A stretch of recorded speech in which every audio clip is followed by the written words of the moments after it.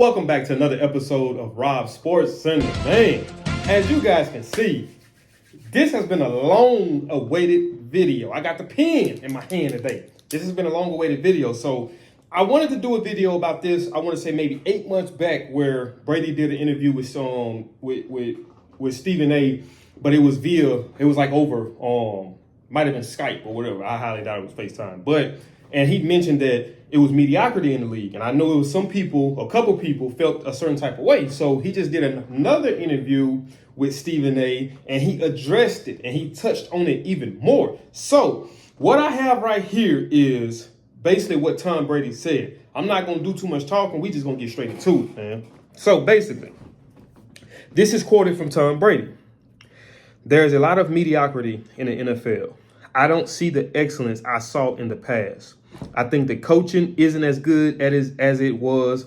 I don't think the development of young players is as good as it was. Now, I might even do a part 2 to this just because it's so much that I want to cover. So I think I am going to do a part 2 to this because I don't want to rush nothing. I want to lock in and just kind of get you guys to understand where Brady is coming from and it's somewhat how I feel in terms of a lot of things when it comes to sports. He said as good as it was. Then he was like, the schemes aren't as good as they was. The rules have allowed a lot of bad habits to get into the actual play of the game. So we're going to basically focus on, I think the coaching isn't as good at it as it was. I don't think the development of young players is as good as it was. Now, boom, we're going to get into coaching. Now, y'all know I did a video already, maybe 2 videos ago. Once I filmed this one, so it might have been 2 videos ago where I addressed coaching and how important coaching is. Coaching is everything. Like, if you think about it, like I said, look at successful franchises. Look at the Saints for all those years under Sean Payton and Drew Brees with the championship. But we're gonna say Sean Payton. Look at the New England Patriots, obviously with Bill Belichick. Look at Nick Saban, obviously with Alabama. Look at Phil Jackson, obviously with the Bulls and with the Lakers. Who else? Who else can we go? Look at the Cowboys all those years and their times of dominance. Look at the 49ers and all those years and those times of time of dominance. Look at, for you to have a organization and you got pieces coming in and out. You got rookies you're working in, and you got veterans you're working out. You got people that you're signing, undrafted free agents. The Patriots signed a lot of undrafted free agents, such as the Saints. So that shows you that sometimes players aren't just everything. We look at big names. We look at the Justin Jeffersons. We look at the Tyreek Hills, and we judge that team based off of the name. Now, granted, when those guys are great, they are. But when you look at teams that had success over the year, even Kansas City right now, it has to be somewhat the coaching. Some of you guys might say, well, it's because, New England had Tom Brady. I mean, yeah. Some of y'all might say, well, it's because Sean Payton had Drew Brees. I mean, yeah. It's because Phil had Kobe and Mike. I mean, yeah. But at the same time, you can't just be anybody. You have to be somebody that's credible for these guys to even want to take anything from them. You see what I'm saying? So you have to be credible in a sense in terms of coaching. So coaching is everything. Man, I look at this. This is what I used as an analogy. And I'm gonna use this as another analogy because for one, I was listening to Speak, and I think it was Shady, Acho, and Joy Taylor and James Jones. And when they were talking about good players, and LaShawn McCoy might have made the statement saying that, well, we know good players does not always guarantee that you're going to win. And that's facts. So I like to use the analogy of the Miami Heat from a year ago. We looked at what Miami did. Miami came from the number 8 seed.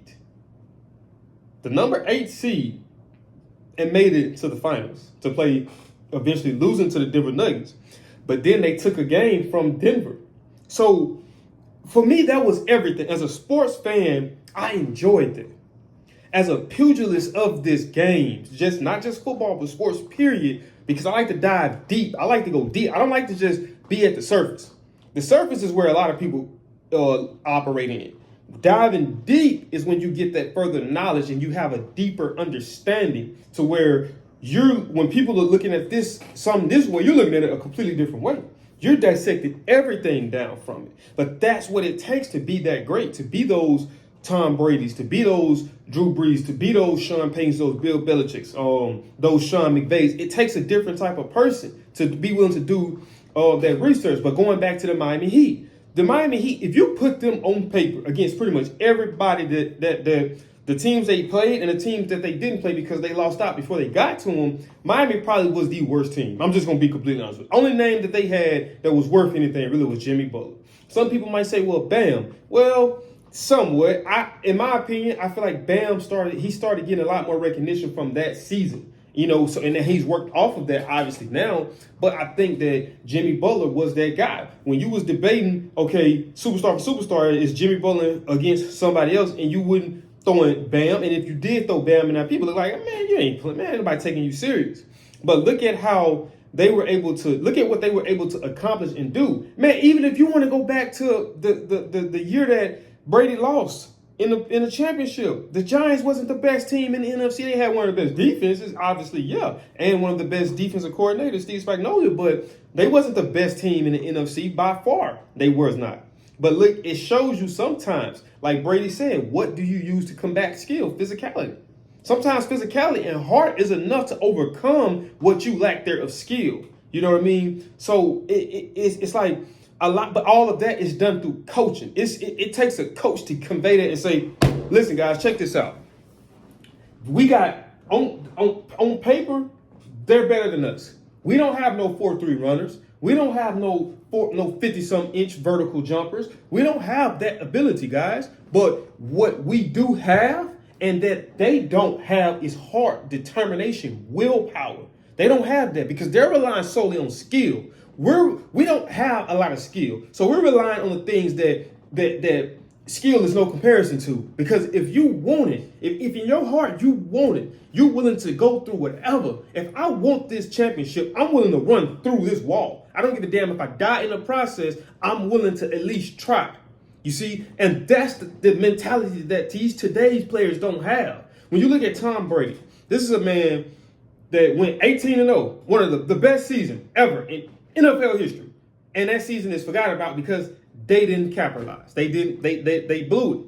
You know what I mean? I wouldn't say they blew it. They just came up short. The Giants was a better team. Kudos to them. I don't believe in luck. I believe in preparation and not preparing. But we do realize that with sports, especially football, a lot of things have to go right. And sometimes just one thing swinging out of your favor results in you losing. But you got to think about the mentality. Tom Brady could have took the mentality and said, you know what?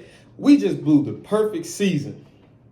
I'm done. There's no way I can bounce back from that. They're gonna eat me alive. They're gonna say I'm this, but guess what? He came back the same man. It was resilient. It was resilience. You know what I mean? But coaching establishes that. Coaching lets you know that, guys, we're gonna be prepared. We're preparing for war. Guys, this war might take a year. This war might take 2 years. This war might take 3 years. This war might even take 5 years. Hell, this war might even take your whole career, and the war still ain't finished fighting. But guess what? We're not gonna surrender. We're not gonna retreat, regardless of the pieces that surround us. We're gonna show up and we're gonna show out every day. So it takes a coach to get that across to his guys, to make them be battle tested to where they're willing to go into any situation. They don't care about the geographic location, whether it's at home or it's away. They don't care about the weather, whether it's 100-some degrees or whether it's below 20, freezing, snowing. They don't care about that because they're warriors. That's what coaching breeds. And I'm a piggyback off of this when he said the development of young players is not as good as it was. Prime example. LaShawn McCoy had to check me. Shout out to Shady. Because I was one of those people that were saying that if Caleb Williams don't come in and make an impact automatically this year, he's a bum. I was one of those people that was saying that. It took Shady to correct me on that. So let's look at it like this. Rookie coming to the NFL. Rookie don't produce. He don't show up, or he don't do what we expected of him to do his rookie year. Do we give up on him after 1 year? Or do we look and say, okay, let me look at this depth chart? For one, we got to understand this. To get a number one pick in the NFL, one of two things has to happen.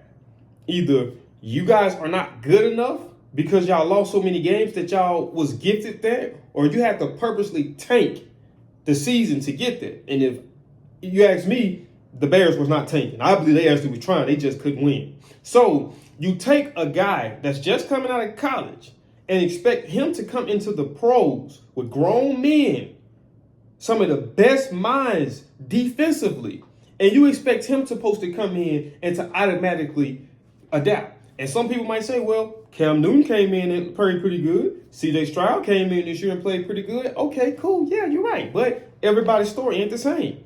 Tom Brady didn't, Patrick Mahomes didn't play his first year. He sat behind Alex Smith. Guess what? His first year as a starter, though, the rest was history. So everybody's story is different. So we can't just say we're going to write them off. You got to ask yourself, and I got this from Brady, look at the whole situation. Look at the coaching. Look at the ownership. Look at the coaching. Look at the players. And ask yourself, was he put in the best possible position to be successful? Look at his style. Was the offense adapted and structured and the recruiting in terms of making free agent signing and trades fit around what this guy can do? And if it doesn't, that's not his fault. Because like I told you guys, it's only a few quarterbacks. If you ask me now in today's league, obviously Aaron Rodgers, Patrick Mahomes, Joe Burrow, and Josh Allen probably. They have that creative freedom to be able to say, okay, this is what the play is. Depending on what look they give us defensively or what I think they're in terms of coverage, I don't want to run the ball and I got a safety coming downhill because that's an unblocked defender. So my guy's going to be running straight into an unblocked defender. That's a 3 or 4 yard tackle for a loss, right? So why would I play into that? If the safety's coming downhill, what does that tell you? 9 times out of 10, that's probably going to be a single high set. So guess what? It's one man center field, but you got 2 options out here. So we can make a call. And if anything, depending on how good your receivers are, if you feel like your receivers like that, send them on goals. He going to have to pick and choose which one. So guess what? A good quarterback is going to do what? 2 verticals, look you off, and throw it the other way. You see what I'm saying? Not a lot of quarterbacks have that type of freedom. So what does that tell you?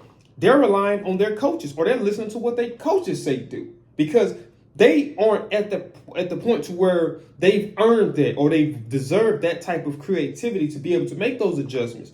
Tom Brady showed you that over the course of his, early on, and you've seen, okay, let's give this guy a little bit more freedom, and he's getting better and getting better, and it's like, okay, cool, you have full creative control over it. We're gonna call this. Depending on what you see, you make adjustments as needed. Everybody don't have that, so some people have to be developed into that. How many times have we looked at something? Devontae Adams, look at him. When he first came into the league, he came into the league the same year Odell. When Odell was cooking, like really, really, really cooking, you wouldn't hearing too much about Devontae Adams. Like Devontae Adams, I seen was, I was looking at a documentary a while back where he was, dropping a lot of passes. Like, people pretty much was like, oh man, this dude ain't gonna make it. And look at what he turned out to be. But he had to develop. He had to come into his own. I'm pretty sure good coaching, receiver-wise, helped him out. I'm pretty sure good head coaching helped him out. I'm pretty sure, obviously, Aaron Rodgers being a coach quarterback helped him out in terms of his development. So it's not always going to be instant gratification. But then you have to have coaches who's willing to spend that time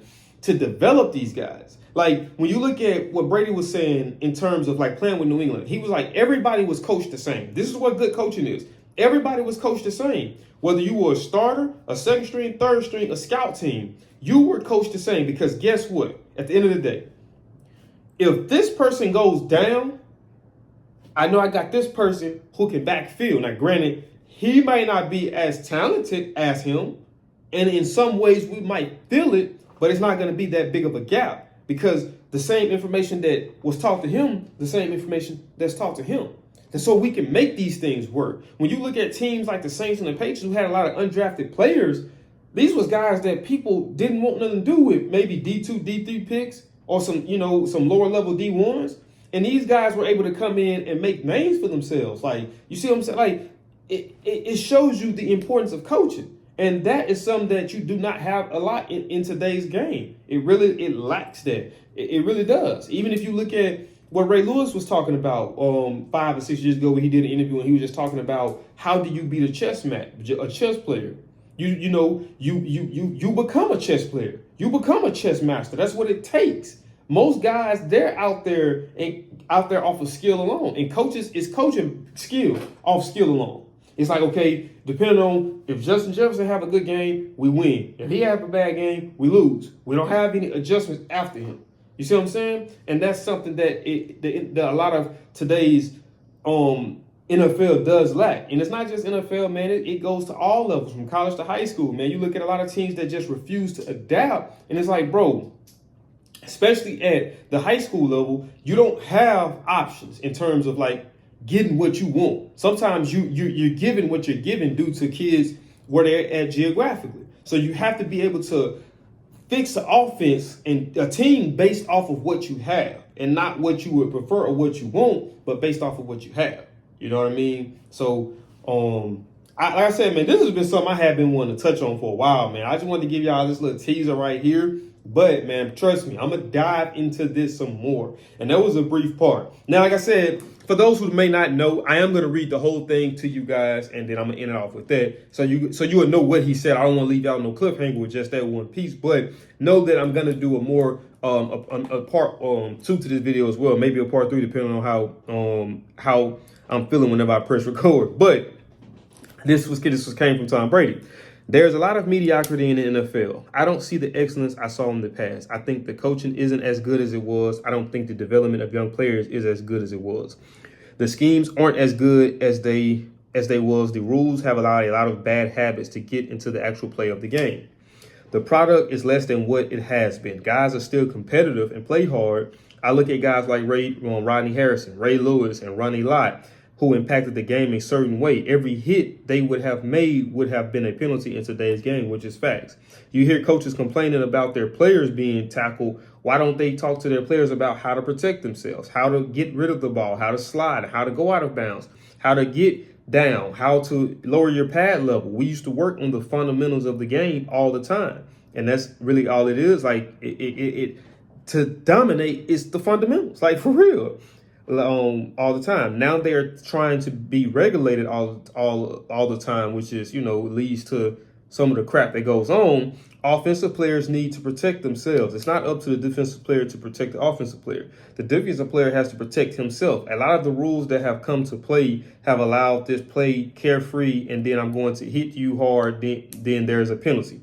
And it was different from how they played the game. And he said we, but I termed it they when I was writing it down. I didn't throw the ball to certain areas because I was afraid of certain players would get knocked out the game.